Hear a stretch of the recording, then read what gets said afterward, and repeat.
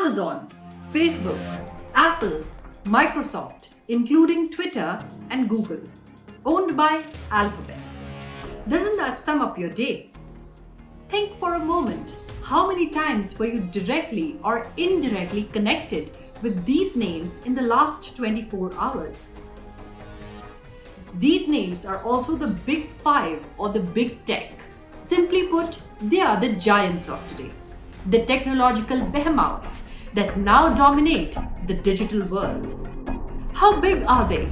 Or is it just a fancy term? No, it most certainly is not.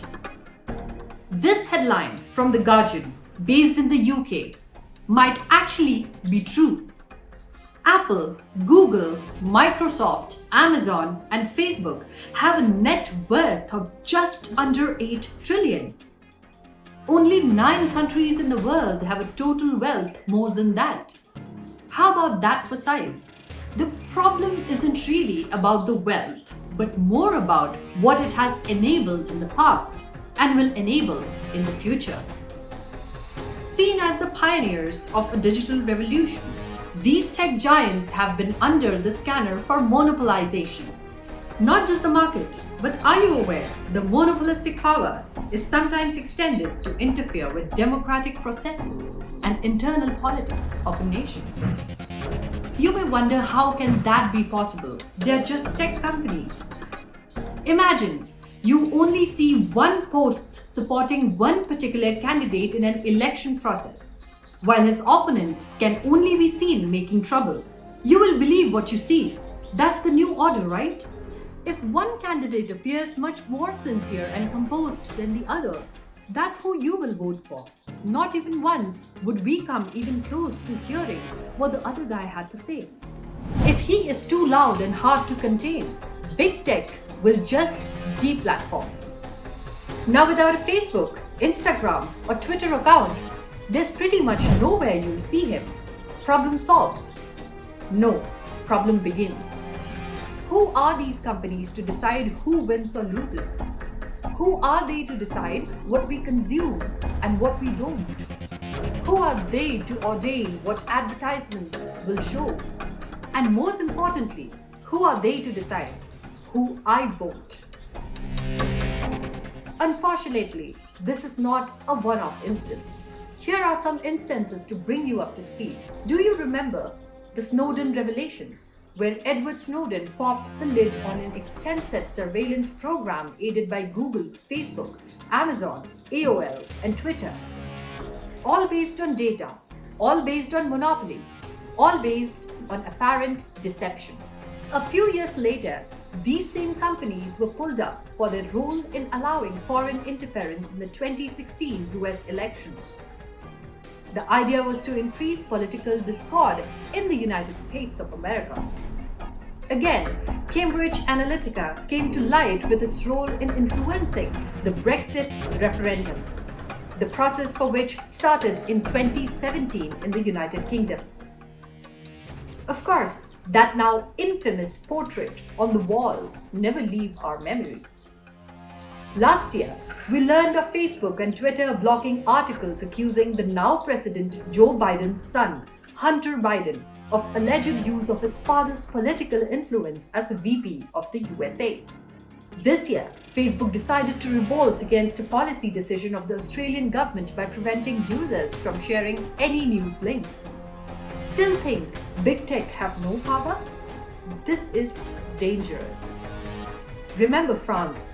Remember Samuel Paty was beheaded following a vicious campaign against him on social media. That is what one side of the picture can do. Paty might still be alive if the lies against him were checked. Let us ask you this. Don't you think when French President Emmanuel Macron had slammed big tech of displaying a strong bias against ex-United States President Donald Trump and censoring him?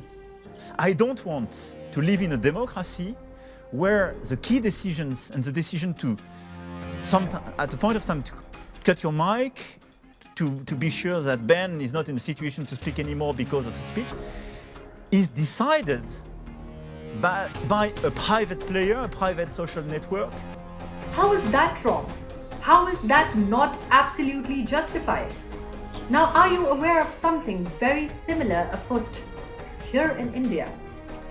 Let me ask you this. When national leaders have revealed a conspiracy, a well-laid plan to destabilize the government and defame the country, why was it flagged by Twitter as manipulated? Even as the matter was being investigated, who allowed social media platforms to dictate that this information was manipulated?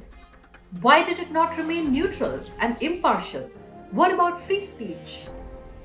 These same platforms had allowed thousands of tweets and videos from those who had supported the protesters around Delhi's borders.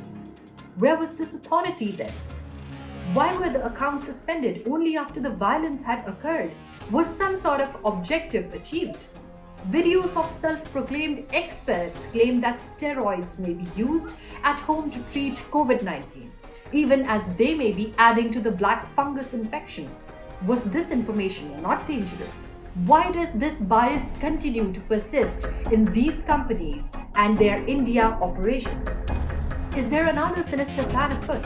Is this a plan to destabilize a government that is, after decades, finally working for its people?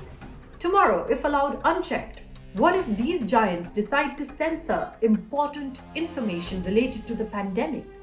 What if they start to block news and worse, apps for essential services? Should we let this kind of sentiment prevail? Is this not lopsided? Almost 200 billion tweets are made every year. Does Twitter decide which ones are honest and true? By whose authority?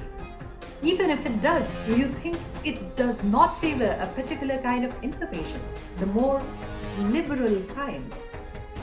When these tech giants were able to distort and destabilize the politics in the world's oldest democracy, what's to stop them from running the same playbook in the world's largest? Given India's capability of data generation and the constant increase of those using the internet, regulations to check arbitrary decisions of these big corporations are needed. We need to ensure that our regulatory framework is strengthened with the evolving technology. Otherwise, do we not open ourselves to the same prejudiced manipulation that was recently slammed upon our leaders? You decide.